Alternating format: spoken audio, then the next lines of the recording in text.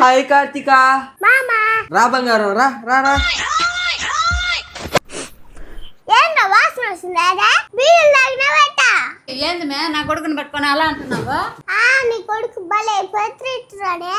బీడీలు తాగినట్టే చెప్తున్నావే. నేను బీడీలు తాగినా నీకెవరు చెప్పినారు? ఏదైనా కాస్ట్లీగానే చెప్పండి, చెప్పేడుకుంటే. అమ్మ అమ్మ చూసినా నా బట్ట కాస్ట్లీ బీడీలు తాగంటమ్మా. ఏరా మౌనంగా ఉన్నావు? మౌనం అంగీకారం ఎట్లా? అమ్మ చెప్పిన బీడీలు తాగుతున్నావా? ఎప్పుడైనా బట్ట ఉంచే తాగుతున్నాడనే బీడీలు తాగుతున్నాడనే క్యాన్సర్ వచ్చి పోతావురా నా బట్ట. మీ అవయవైనా నాకు ₹1 లెక్కిస్తుందా? అడుగు. లేదు. ఈ ఇంట్లో డబ్బు కనిపించుకుంటా పోతుందా? అడుగు మీ అవని. లేదు. పోనీ నన్నేమైనా గడప దాటి బయట పంపిస్తున్నారా? లేదు.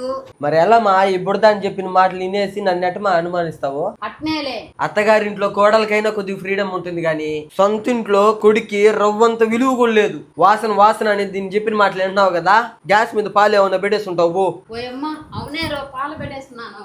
2 గొలుసులు, 2 కమ్ములు, 2 రబ్బర్ బ్యాండ్లు, మొత్తం 6. నువ్వు అన్న బట్టి ఏదైనా దాటే కొడుకు నవ్వులేనా దొంగనా పట్టినా?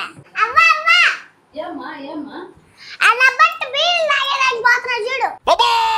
మో బాత్రూమ్ పోతున్నాను మా. నీ గూడు చెదిరింది, నీ గుండె పగిలింది.